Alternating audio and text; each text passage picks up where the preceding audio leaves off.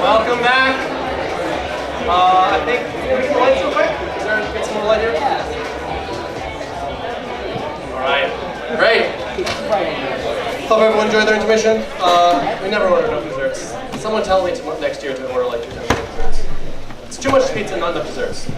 Anyway, so now up next, we will be having a presentation on and a live demonstration on autonomous driving from the self-dubbed Kinesi MQP team. Please welcome them.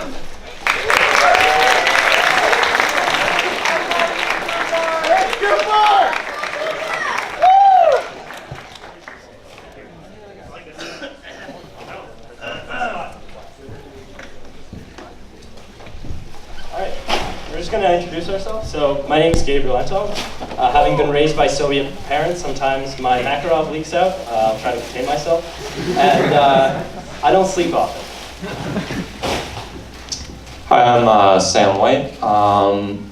My voice never changes amplification, regardless of how excited I am. I too do not sleep very much. Hi, I'm Cooper, and I know how many bars are in a 4-bar.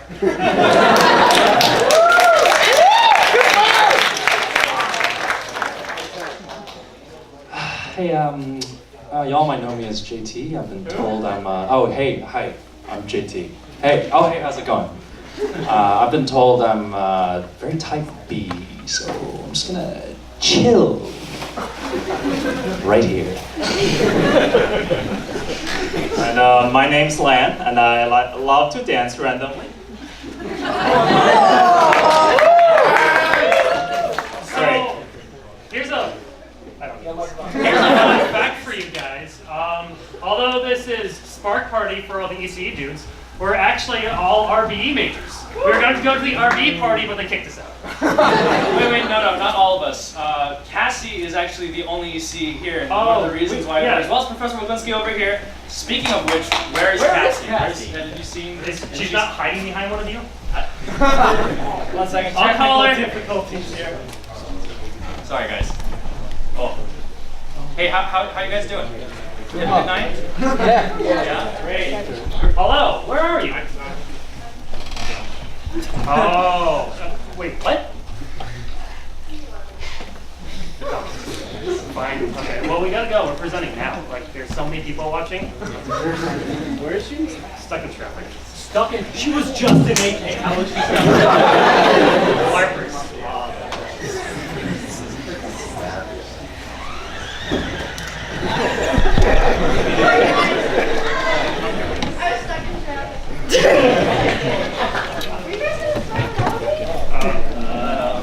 What happened to the real Tesla? Apple Maps drove to the lake. Okay.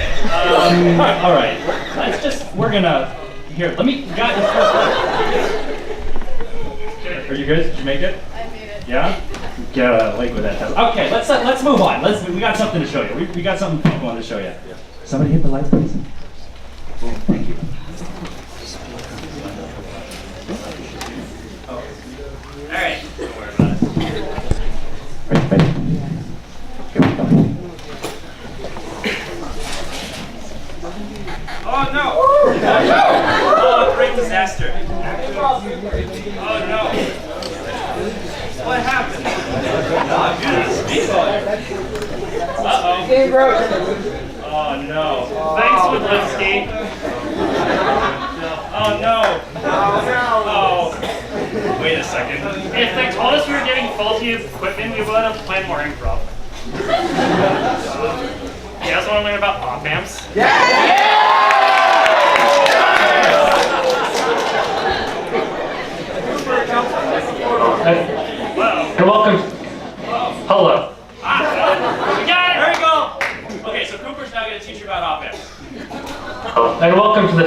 Please be respectful for others by silencing and putting away all electronic devices.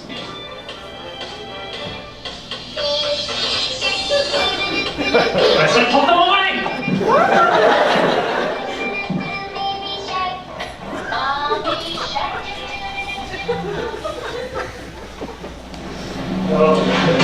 Okay, so before we get started with some of the other stuff, we should talk about some of the big picture on why we made some of the decisions and why we had to make some of the decisions that we made. JT! Yes, little girl in car. Hello, who's this? I'm Cassie. This is Cassie. What are you here to tell us, little girl, little Cassie in the Tesla? I'm here to tell you why we're doing this project in the dang first place.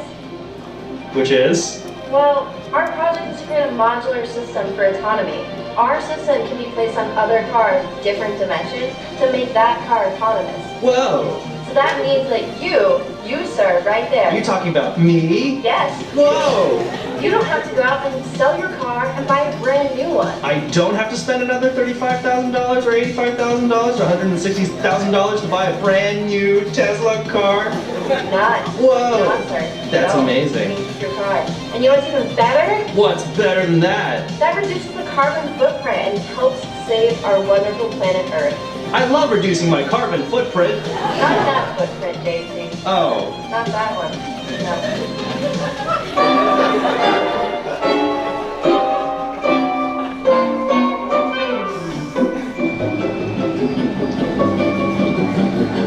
Step 1, acquire off-road vehicle. Step 2, make off-road vehicle autonomous. Step 3, question mark, question mark, question mark. Step 4, profit. Whenever you build a robot, as most of you probably know, you gotta have 3 parts, right? You have the mechanical, you have the electrical, and you have the software systems. And so when you're building an autonomous car, as long as you're not building the car on your own, like we're not, you have to modify the car. So that's going to be our mechanical area. And then you got to sort of control that mechanical stuff. It's going to be a lot of our electrical things. And then you got to figure out how that controlling is going to happen. And that's your software stuff. And that's how, basically the 1, 2, 3 of how things are going to happen. And so let's go a little bit in depth on what those modifications are. Hello, and welcome to Professor O'Lannon's Geometry class. Take this rectangle. We can use it to model our cars. And what this allows us to do is get an accurate representation of what all of our various sensors that we're outfitting the car with can see. So primarily we have a LiDAR. The LiDAR can see an effective 80 meter radius around the car, and it returns quite cloud information of a lot of stuff. It's very detailed and very in-depth, so it can still give a general shape of like, oh, there's an object over here, there's something over here. It doesn't tell us what they are, but it tells us the general concept of where their object is. So although the LiDAR can see all the way around it, it does have some blind spots on the lower portion of the car. So what we're ending up doing is we're also equipping the cart with 4 ultrasonic sensors, 3 on the back and 1 in the front. Now that's in terms of our vision sensing to allow the car to know what's around it, but the cart also needs to know where it is. So it's being equipped with an IMU and GPS in its center, so that way it always knows its global position relative to the world. So, mechanical things, right? You're gonna do the 3 main things, which is steering and braking and acceleration, right? Because that's what you do when you sit in the car. So basically what we're doing is replacing you. That's what we're doing. So we've already got the brake attached to the car, right? If you look at this here, this whole thing was not there before, and this is custom to something we put. Aside from, so here's the braking. These metal bits right here are new and wonderful and newfangled, and this is how it works. See, if this motor will extend out and go, boop, it'll push that, and it'll come back. Just like that. Nice and easy and simple. For steering, right, as I've explained a few times before, we got this window motor, and that's going to control the steering, as you know, with the whole steering block and everything like that. That might change soon because we might have it. We might be able to put it, instead of this in this section, just cut it straight in.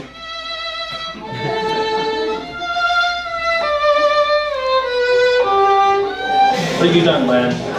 What have I done? What have I done? What have you done?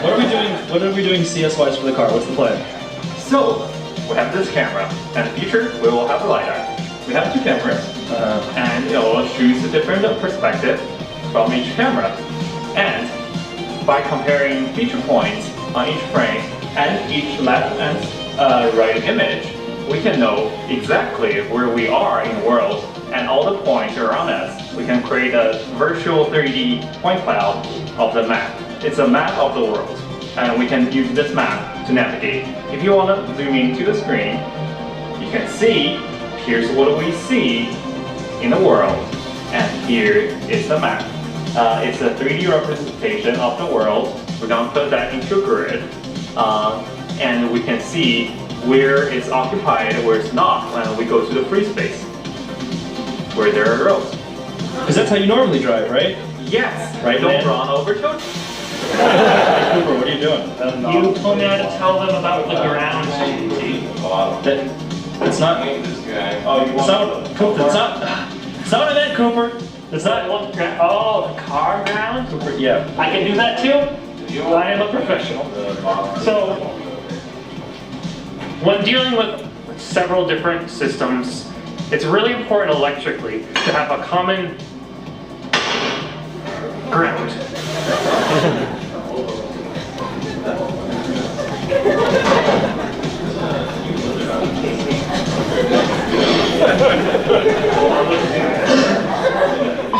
Are you ready to learn? I am. Okay, so this thing here, that's our computer. It looks empty, because it is. But there will be a computer here. And this thing here, these are our controllers. So how does this work? Let's imagine you're flying to Hawaii, and you're trying not to crash. And when you look out the window, you have that dude with his fancy lights directing controls. Well, let's imagine that this computer here, which doesn't exist but will exist eventually, is sending commands to this master really, really quickly.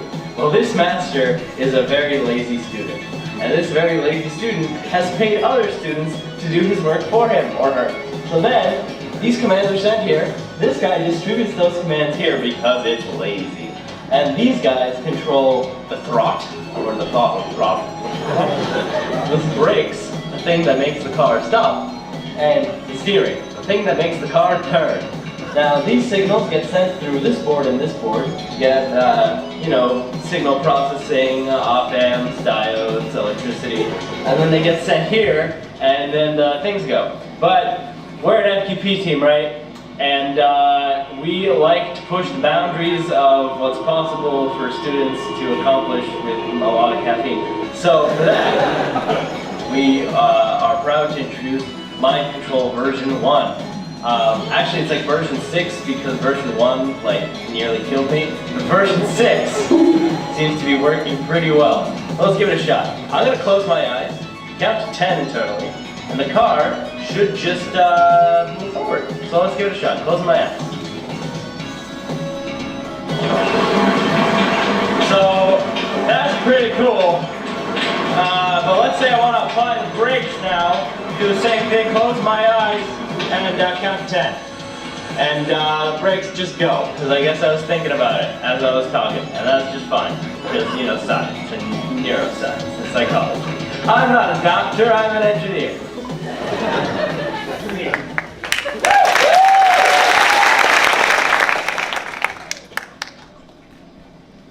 So, spark party.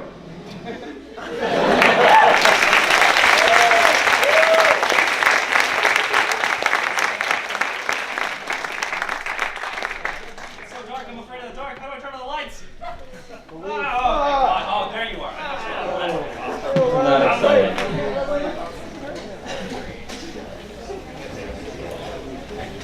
So, yeah, human powered. Secretly, we have a little human riding in there. It's why it's actually able to move.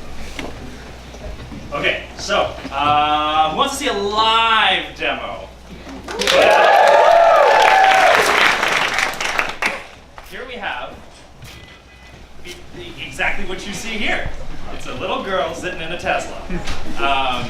Now, little do you know, this is her favorite little car. She likes to drive it around, especially on weekends. Now, while we get this whole thing set up, I'm just going to continue to spiel, so you have to put up with me. Now, little girl over here, likes to drive her Tesla around and show off to the rest of the kids in the block. Because that's what you do when you have a little Tesla. It's not a real Tesla, weird flex, but okay. Now, obviously, of course, the Tesla can move. But did you know that the little toy Tesla is equipped with many other things, such as a functioning horn, which you just heard. And that's you guys, by the way. Oh, hey, look at that. This one can see you. As you can see, all the points and flashy things on the screen. You know what's that called? Someone else's code.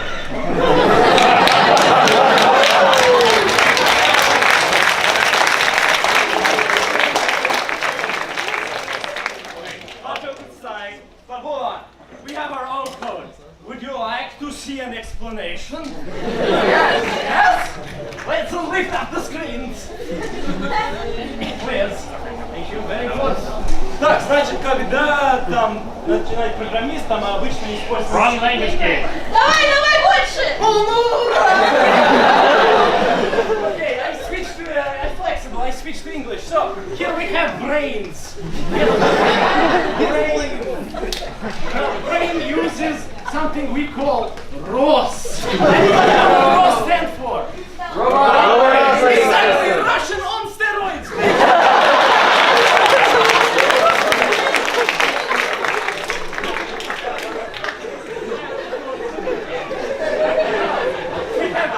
We have LiDAR, it's very fancy LiDAR. LiDAR gives us points with like images, distances, you know, very nice. And now we have the ultrasonic, it also gives distance where LiDAR cannot see because blind. And now we have GPS. I'm so confused. Can you slow down? Cassandra, it will all make sense. Hold on. We have GPS, we have IMU, we have computer science. Now, as electrical engineers, we must steal the job of computer scientists as well. For this, we designed protocols. So here we have one protocol. Go to the lazy student I mentioned here. This is I2C bus. I2C. Ooh. Okay, I2C bus. We have 3 slaves. We have the brakes. We have the throttle. And steering. This information, it is passed into here over serial bus. This one takes in command, it takes in ID number. So this one has ID number 9, this one has, I don't remember, 8, 7. So you address each one of these, you say, this is my data, I need you to go there now. So it does that, but hold on. The throttle system, it is DC, this is all. This is all the digital. We need analog here. We have digital here. What do? Negative feedback.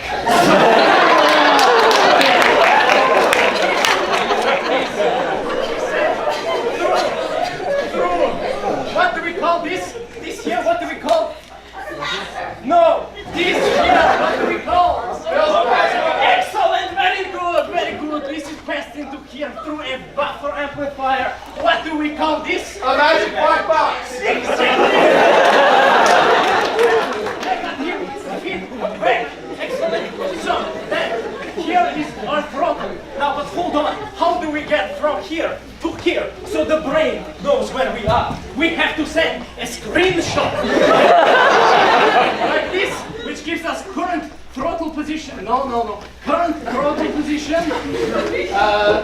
Throttle. Steering. And brake. Very good. Very good. Oh, not a straight line.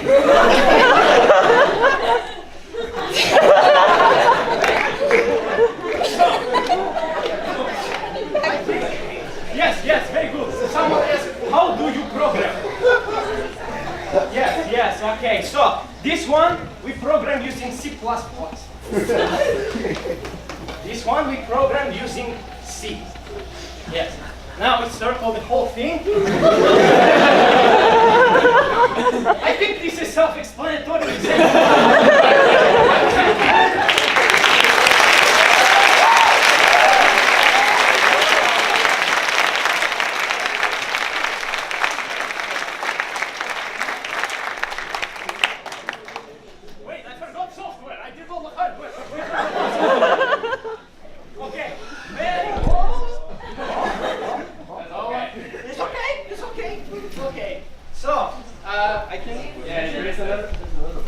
Erase it? Okay, this is very complicated pseudocode. You can bring it to any interview. You will steal the job of all CS major. If we've seen this before, it is in your ECE 2049 reference on page 754. About to crash. About to crash.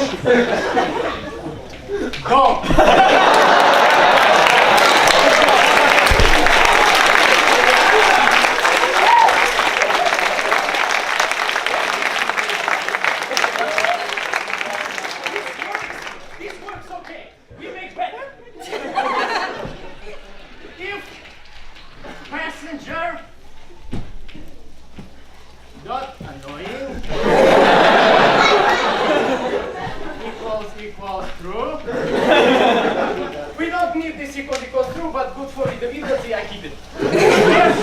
Here we do crash. What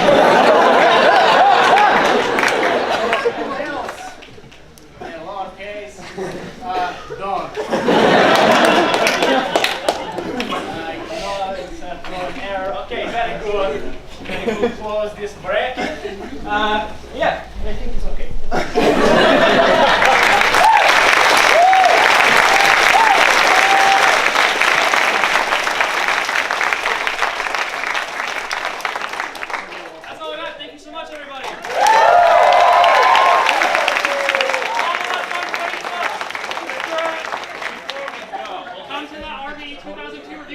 Tuesdays and Thursdays at 7. We'll teach you how to do it for me. Oh, and actually I am a 2010 TA, so you can come to those. And he'll teach you how to do that. Well, before we go, we just want to say a huge thank you to our sponsors, which this would not be possible. Obviously, we got to thank Merle, we got to thank SAE, but we also got to thank our lovely professor over here. Everybody loves him. He's the best, right over here.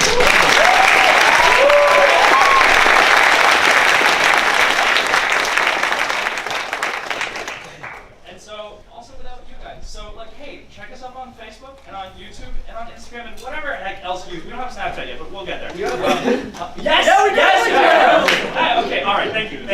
We're done now.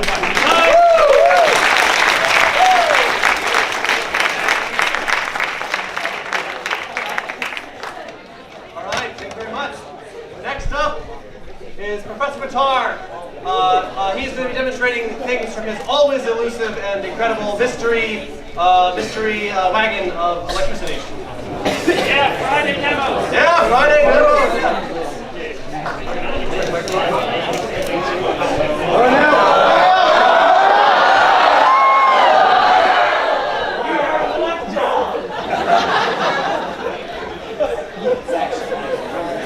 This is the drama, folks.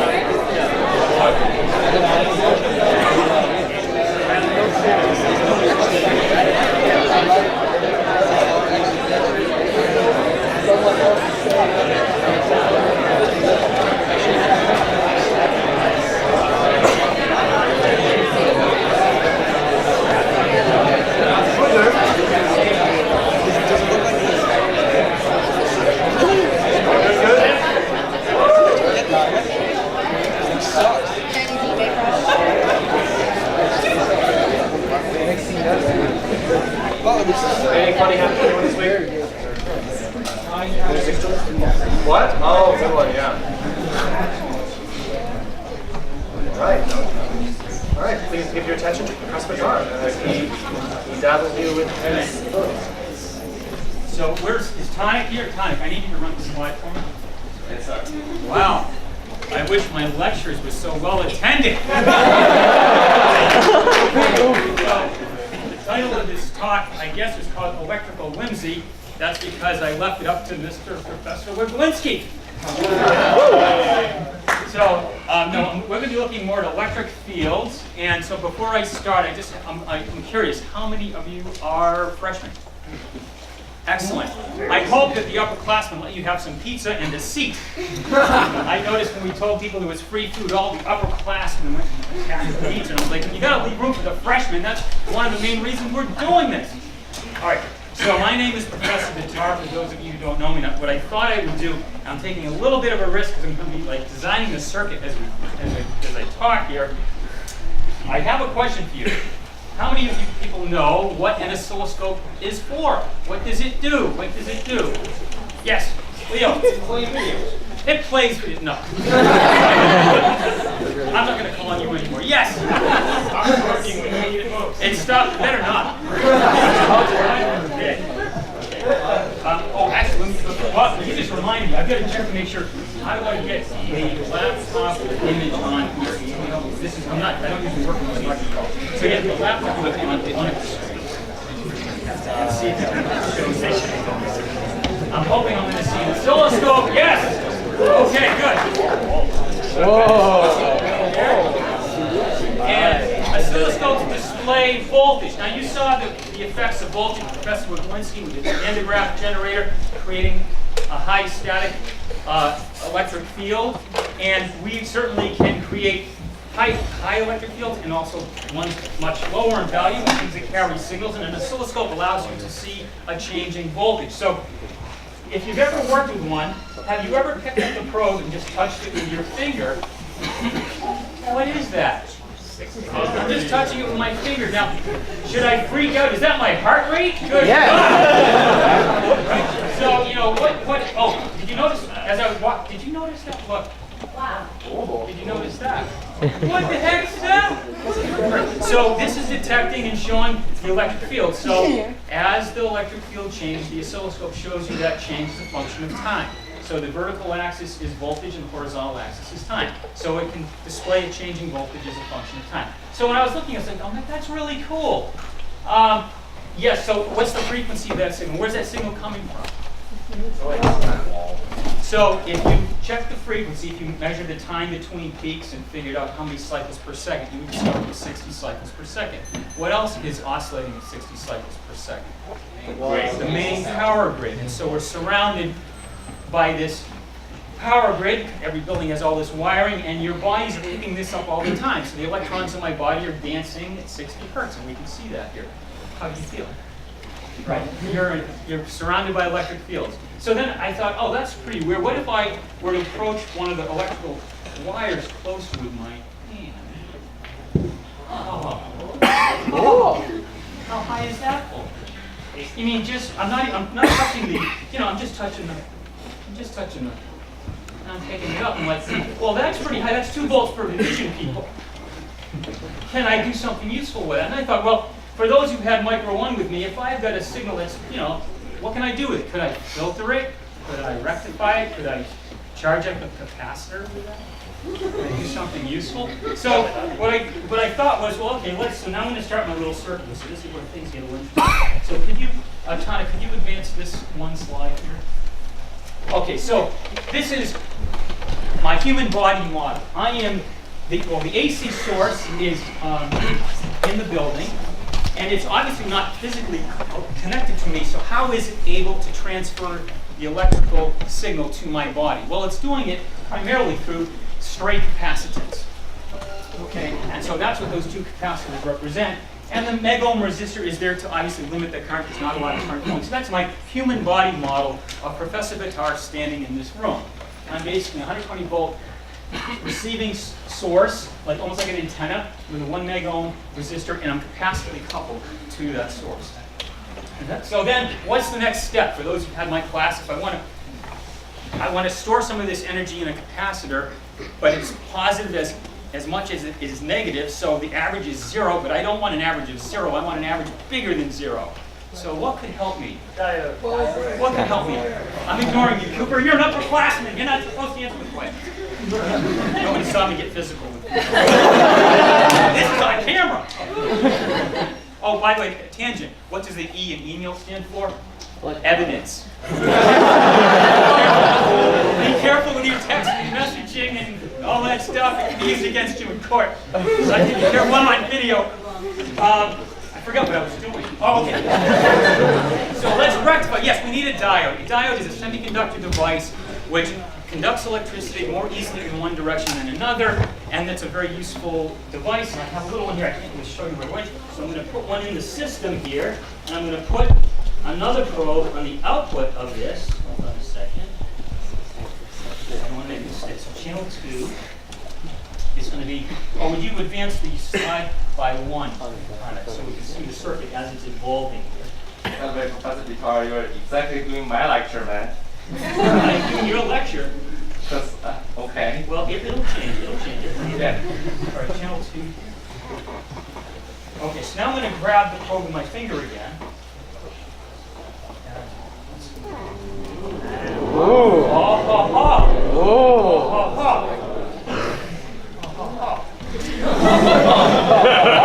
Well, after I rectify, what's the next step, people?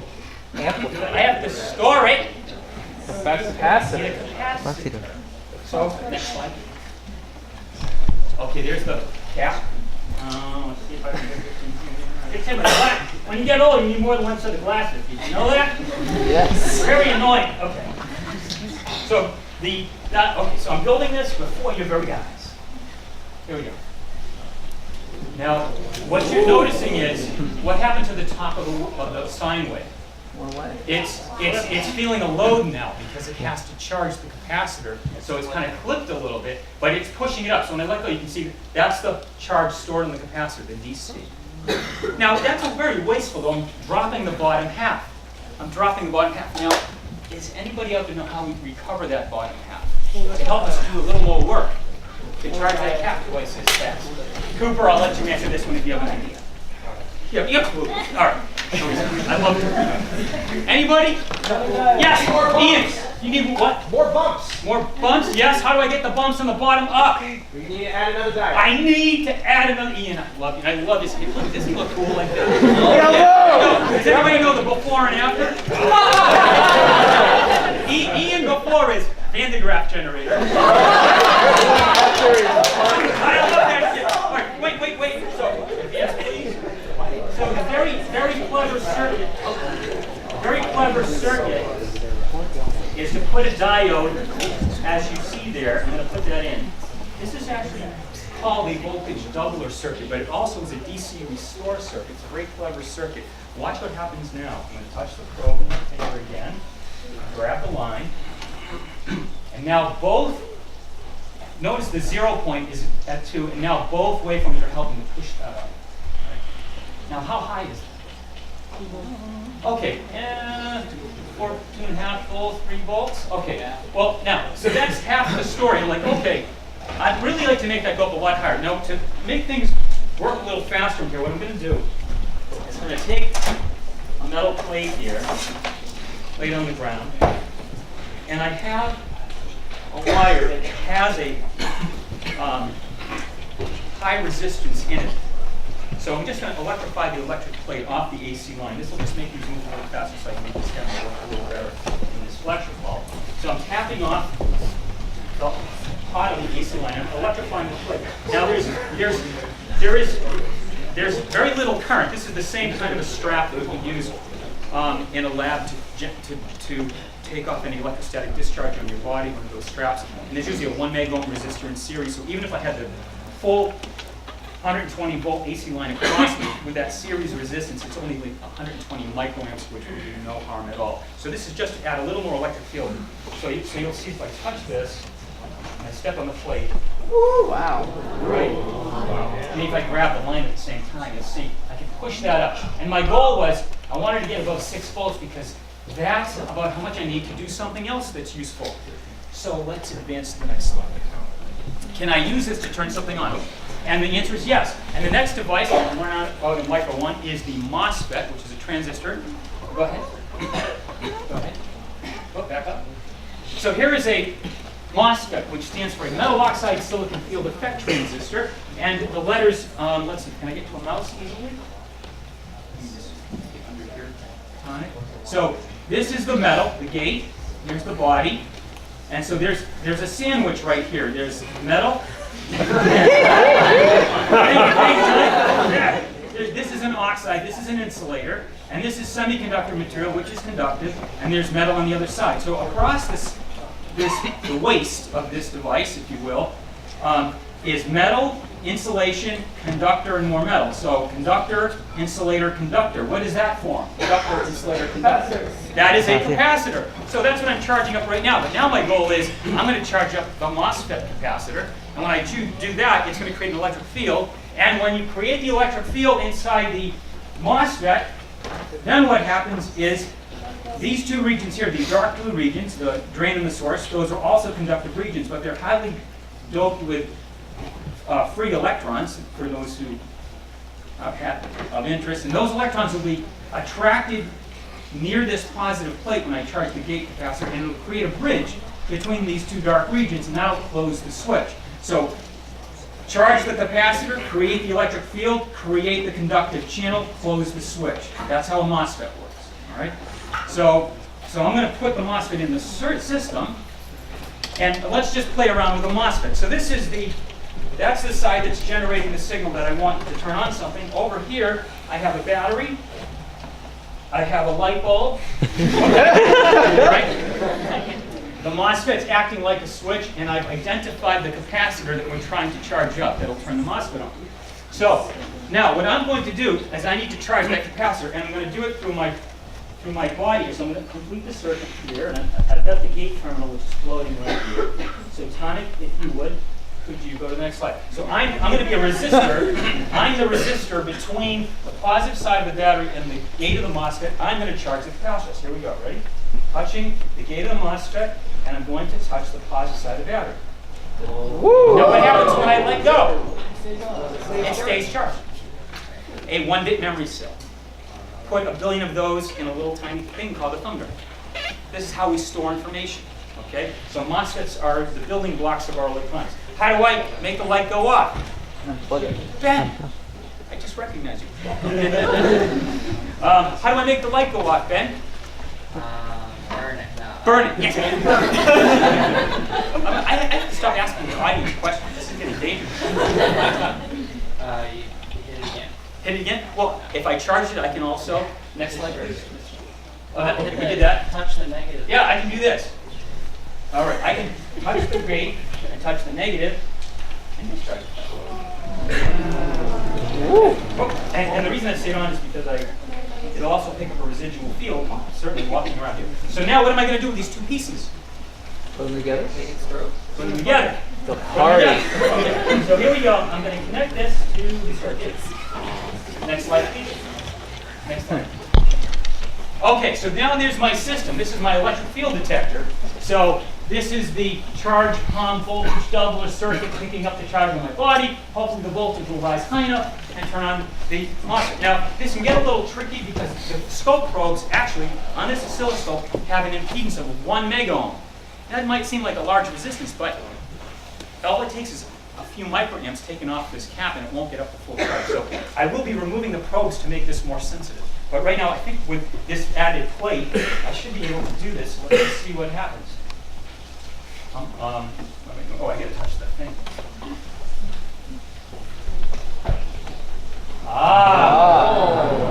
Is that cool? Electric field detector. All right. Now, this can get very interesting when we make it more sensitive. So I'm going to remove the probes. And this will make it more sensitive. And I'm also going to remove the fixed capacitor that I have had in the circuit, because now I'm just going to rely on the very small MOSFET capacitor because it charges much more rapidly. And I'm also going to add just a little length of wire onto where the probe was connected to kind of make this like a little bit of an antenna. Now this might be so sensitive, I don't know what it's going to do. Oh, see that already? So let's see if it'll even shut off, because sometimes there's so much electric field. Looks like it's just going to stay on there. It's too much electric field. So maybe I can put one probe on there and drain it a little bit. Let's try. This is the part that I wasn't able to experiment. Oh, it wants to stay on. Okay, let's keep down it. So let's see if I can.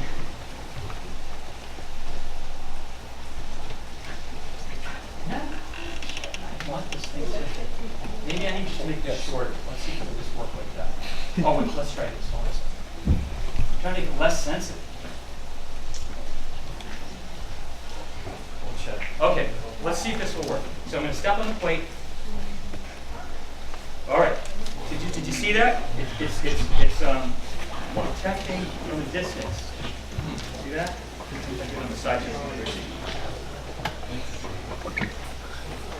Much more sensitive now, right? Much more sensitive. So I'm like, well, that's pretty cool. Now, the wonderful thing about being an electrical engineer is after you complete something that works well, word sometimes gets out. Next slide, please. Next slide. Stop. So, Lord Elron from Rivendell gave me a call. And he said, my sources tell me that you created an electric field detector. I said, yes, Lord Elron. What do you want to do with it? Next slide. Do you realize what this means? What, Lord Elron? Next slide. If we integrate MOSFETs, blue LEDs, and sword-making capabilities, we have the ultimate work detector.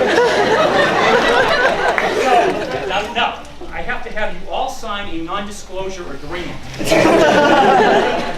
Okay, I'm about to reveal the secret of the L's. Okay? So, we have built a prototype. This is a prototype of Sting.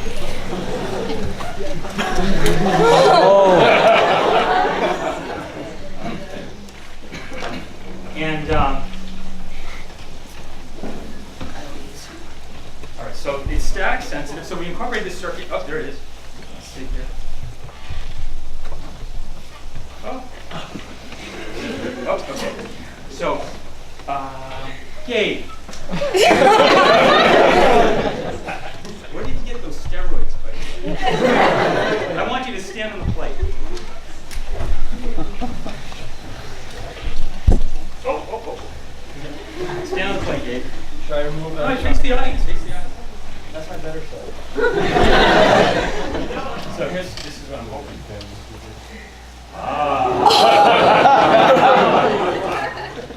So now you know the secret. Orcs give off an electric field. And they can be detected. Thank you, Jake. And that's my presentation.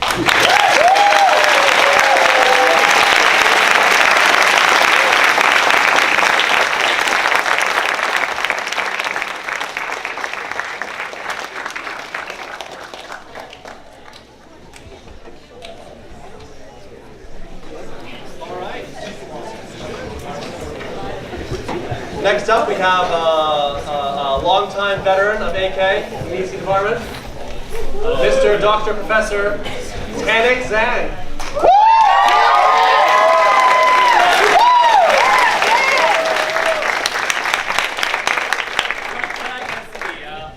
What I can say, I finally actually realized my voice is a little bit unique today.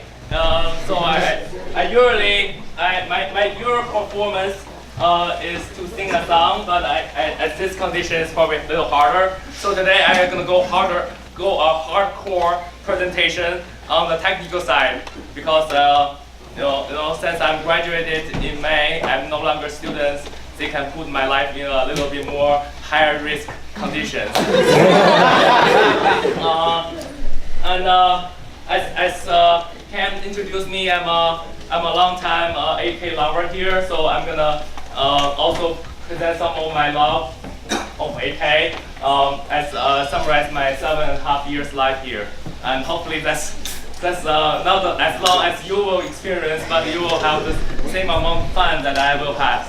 So as you know, my voice is a little bit magnetic right now. So I'm going to talk a little bit about magnetic field as also, because right now I'm a professor, so with following Professor Walensky and Vitar, the shoulder of giants, now I'm a little pressured on my presentation because I'm also going to give a lecture, a late night lecture at 9 p.m. So I'm going to have a few demos here for my presentation. The first one, well, as a warm up of the presentation. As we always using some circuit. The first small demo that I'm going to present is this. Let's move this here so that people can see it.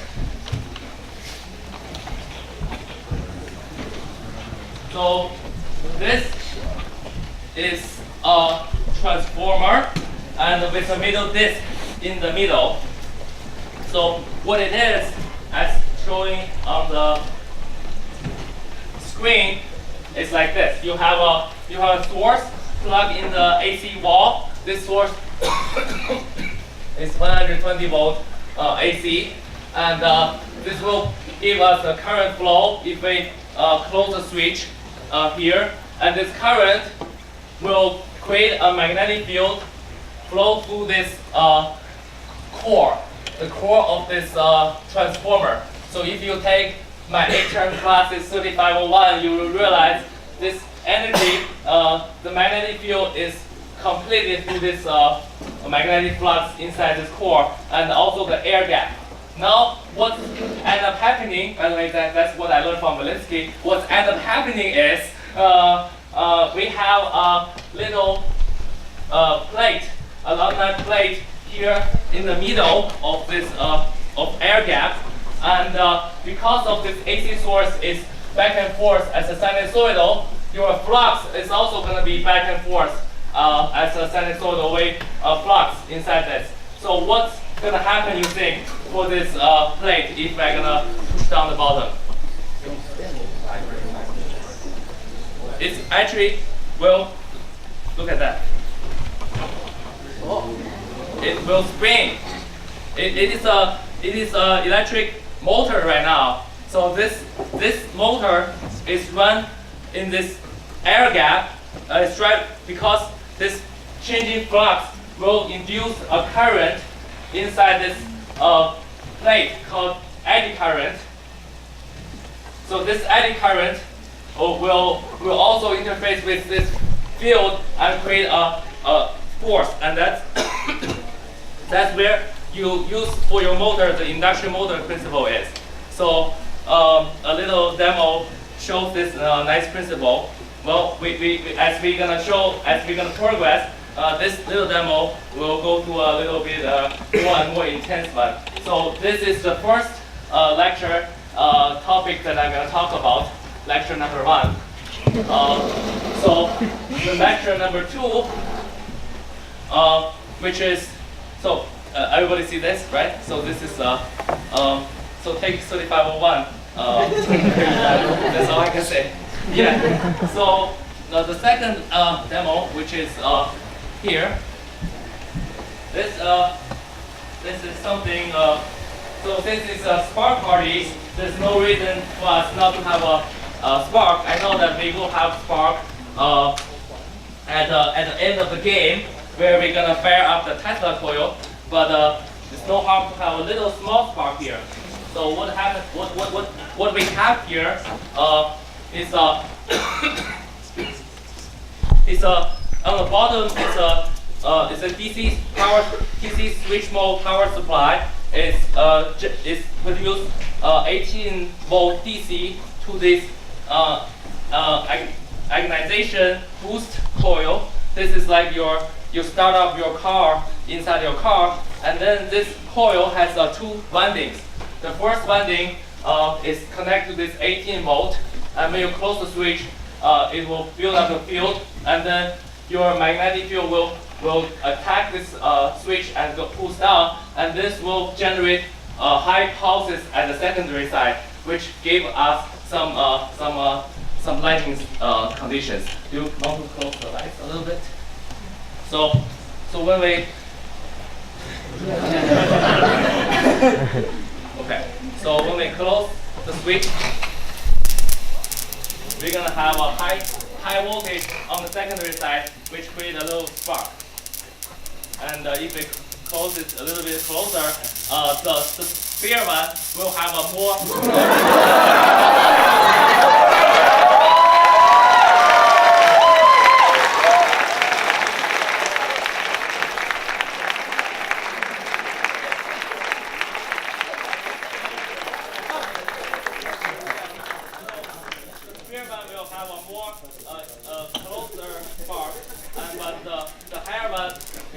field is more intense on the dot, we will have a much longer sparks here. So, spark party, here we go.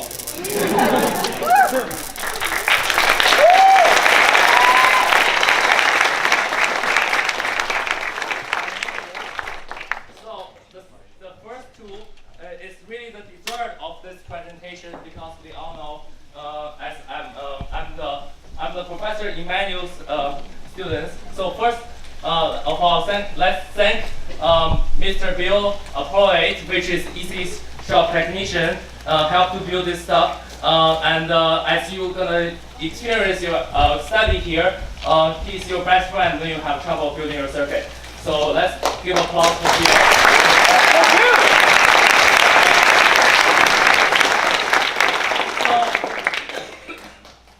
Okay, well, this life is good. So now we're gonna have our presentation for the big presentation for tonight. This is something that is quite special because Professor Emmanuel. This is Professor Emmanuel, Alex Emmanuel, my advisor. He's the father of almost all the things that are happening in this spark party. He's the one who created this spark party. So it's his spirit is always here. He's retiring this year. So I'm his last PhD students, and now I'm teaching his classes. So the power, I'm gonna have a little presentation for this for him. The tribute for him while I'm doing this demo. This is a demo called Can Crusher. You're gonna have some enjoyable moments later on, but let's have a.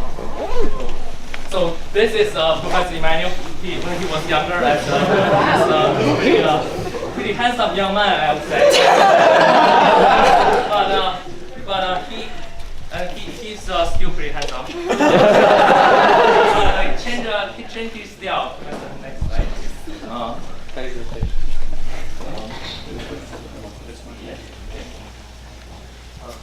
Turn the mouse, roll a little bit. Yeah. So now he's become a very cute little brother here, and as you probably don't know, this guy. Okay, I have my stick. This is this guy is the professor, department head.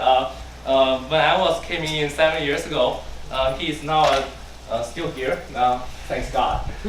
This guy is Professor McNeil, who is always have a good dancing here, but he's not here because he become a dean, which is quite busy. And this is Professor Brown. You're going to take some of the signal classes. But as you can see, all the professors here are friendly, and it's like they are little kids, just like we are. And we're fortunate to study with them. So I'm really I'm happy that you are here because you're going to have a good time here. Next slide. And me, I also become a Santa and elf, and I think that's something that I'm pretty surprised that he's pretty good at it. And that Professor McNeil on below, the face tells you all. And next slide. So he's also a powerful guy, as you can see later. He's the one who built the Tesla coil, and he's almost like the fighter, like Professor Guitar, just become the detector. He's also the detector of that field, I guess. The next slide. But in general, he's just a nice little professor who always helps the students. Either 3-on-1 or next slide, or 1-on-1. He's always here with you. Next slide. Sometimes he got a surprise, so he's face like that. But usually, next slide, usually he's pretty cool, and this is me, we are talking about research. Without him, well, I will not be here today, like here. So I really thank you very much. And next slide. It's always good to have a professor who really have a drink with you, and what is better than this? We are in AK, enjoy our life, and sometimes we go out too. But most important, what his favorite thing is when everybody, this all their students, and this is Max sister, right? So when we got the prize of IEEE Power System Engineering, so that's when his most proud moment is. So so that's his love. So next slide. So with that, I really want to appreciate Professor Emmanuel, and I want to also ask you, are you ready for this experiment? Because this is going to be something.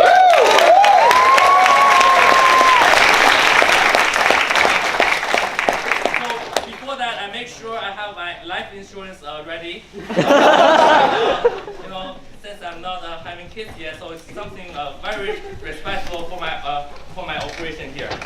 So let's go. Okay, are you guys ready? Hold on. 1, 2, 3. Very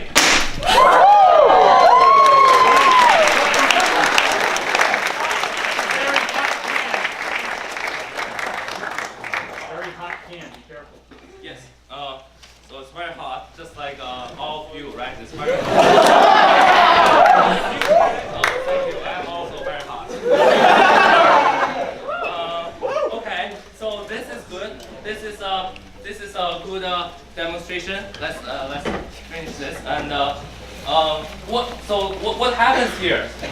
What happens here is okay. Still have to give a lecture, you know, as a professor. And what happens here is you have a source supplied by this plug here. You have a 5-amp fuse and connected to the auto transformer. This auto transformer has a low voltage side of 120 volt, higher voltage side step up to few thousand volt, and this will have a diode and a resistor, capacitor, also a rectifier that Professor Picard introduced.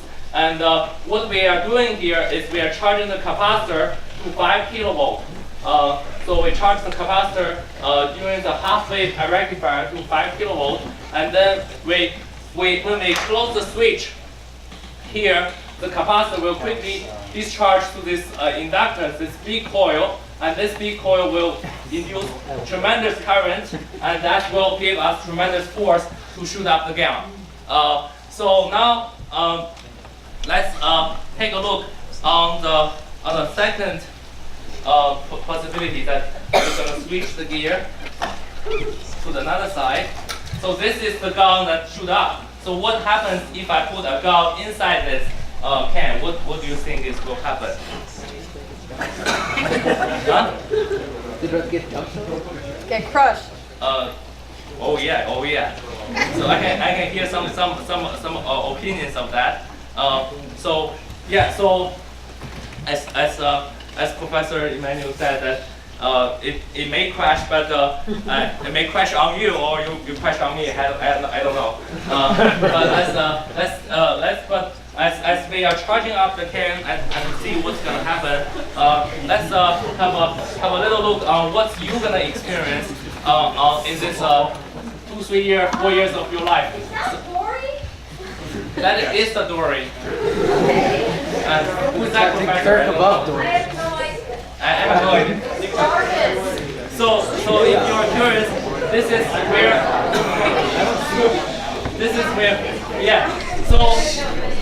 So as the Halloween just passed, 1 year when I was here, my friends make this poster that presents all the professors in the EC department at that time.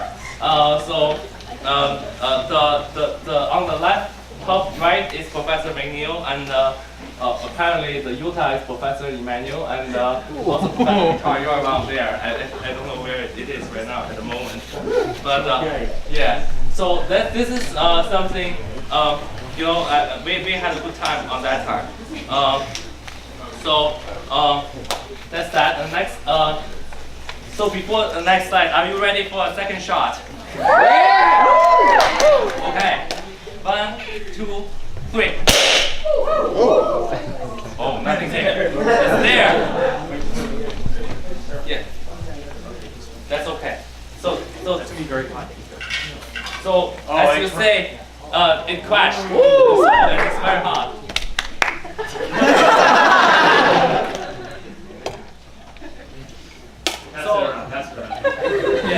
it's good for this hot late fall day. So finally, let's try more with that. But before that, let's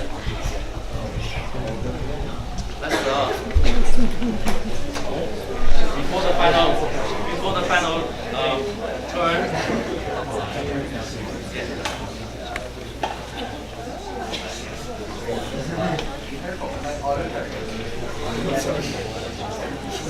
So yeah, so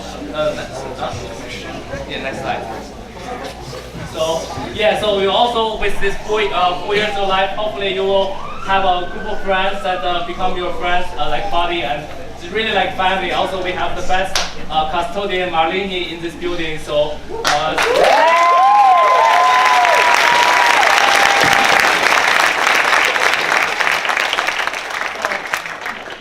It's a beautiful community. Next slide.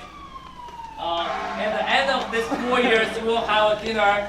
Probably in next April, you will have a chance to drink with your favorite professors, like a convention, like what I'm doing right now. Next slide. The most important thing is you create your own story and have your friends and enjoy your college life. You only have one college life, and this is a great environment for you to be in.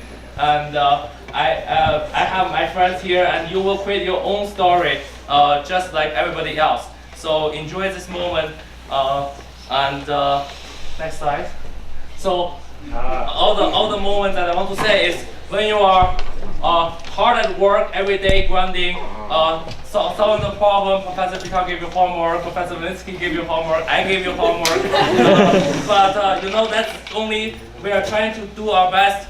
For your development, and you'll help each other. But most important thing, next slide, is you don't forget to have some fun and enjoy your time here, and because that's the most beautiful part. Next slide. So welcome to AK. Next slide. Welcome home. Are you ready for the next one? The final shot. Hey!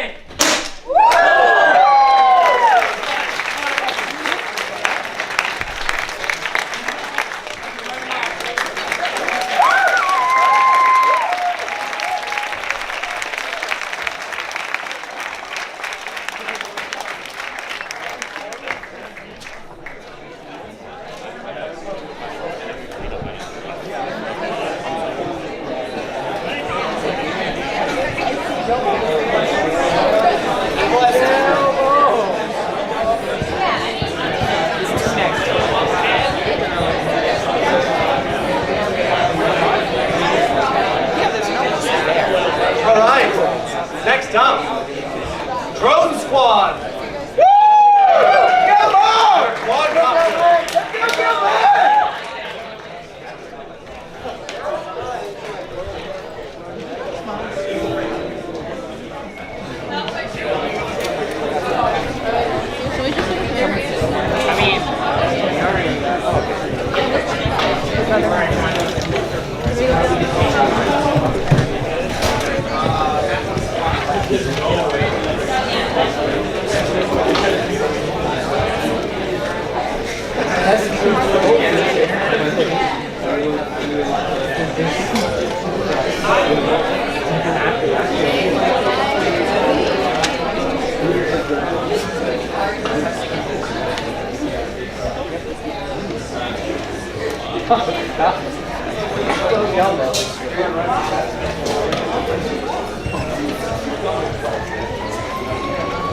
Good evening, everyone. Thank you all for coming out. Wow, I gotta thank Tan. That was an incredible act to follow up on. You know, that was the first time he has ever done it, so really, just give a hand for Tan again.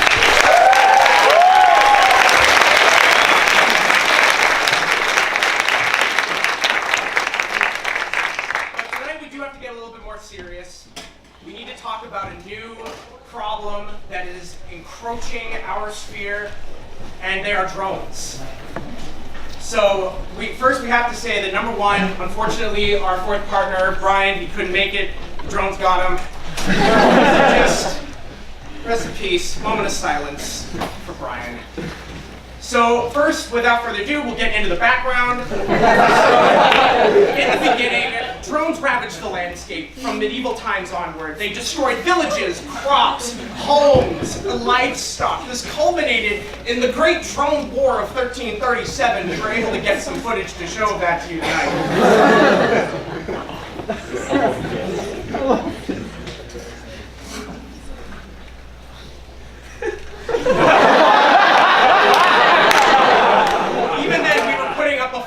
But we need to evolve our technology, and the drones, they still bring the fight. The fight continues on in the modern day. You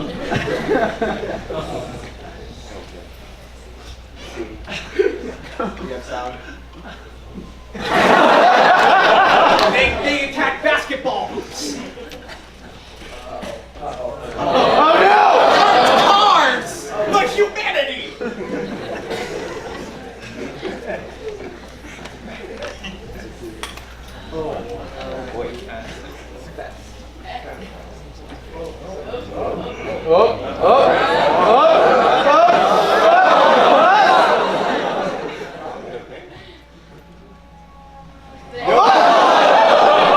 Light poles! Abandoned light poles!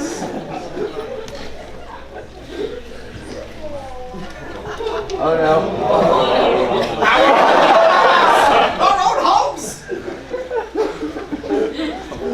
But I think worst of all,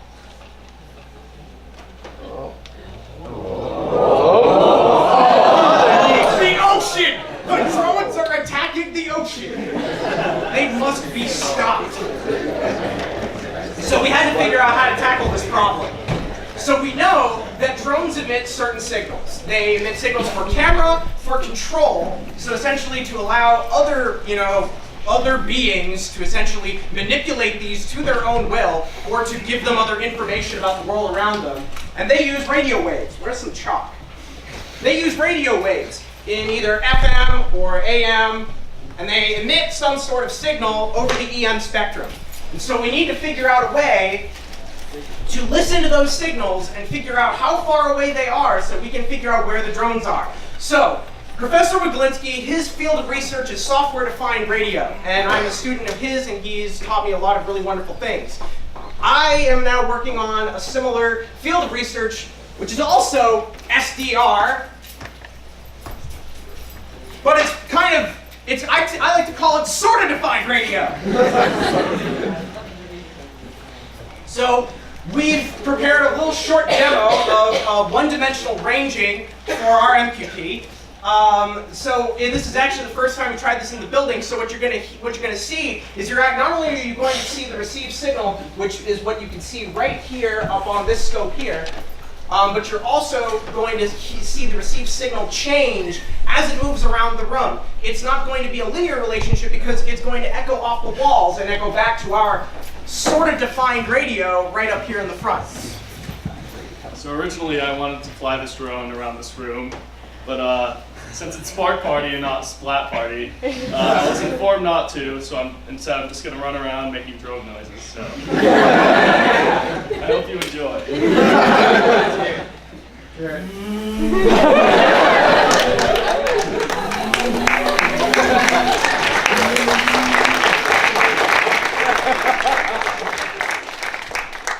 Yep, so we can hear the multipath coming back from the back wall and coming into the front. There we go, we've left it. Shadow fit. There we go. All right, come on back.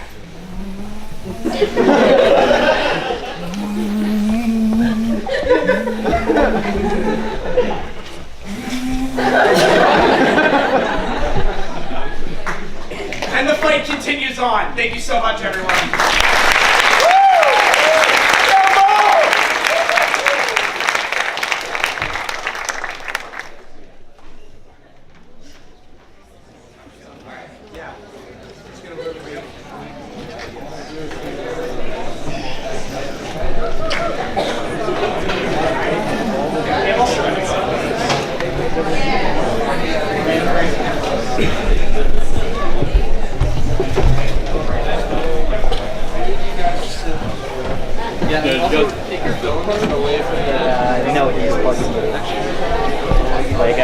There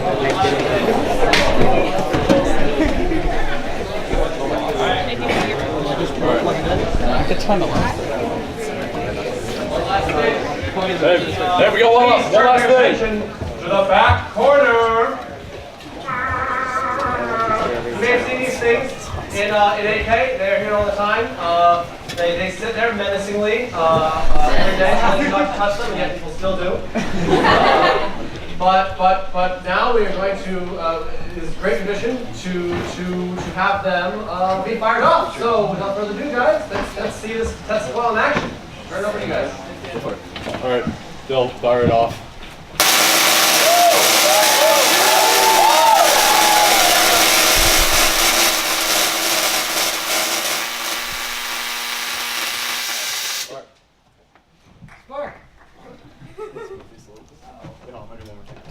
Want to thank everyone that helped us with Spark Party tonight. We greatly appreciate the help. And here is the ECE Triforce. ECE Triforce. Ready? Yep. Fire.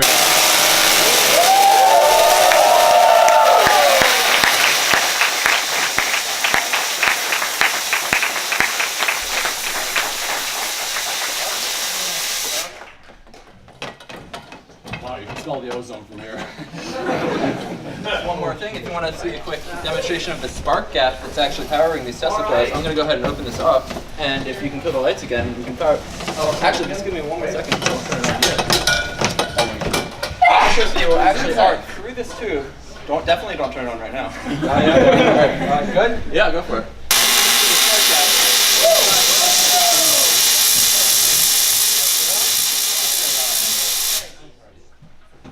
The terminal is still glowing red from the heat, but that is creating the great ozone smell you can now experience throughout this room. Alright. Yeah!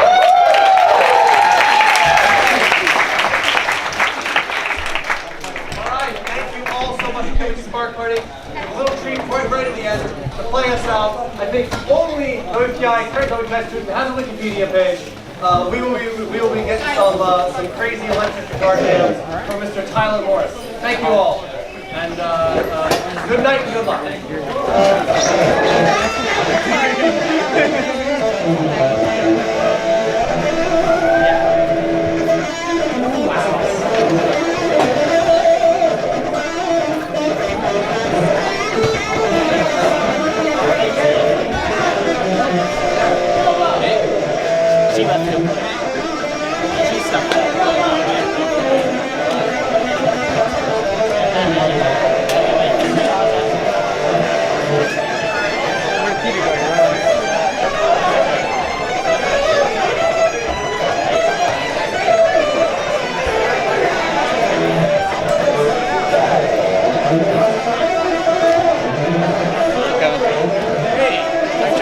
Don't work very well anymore.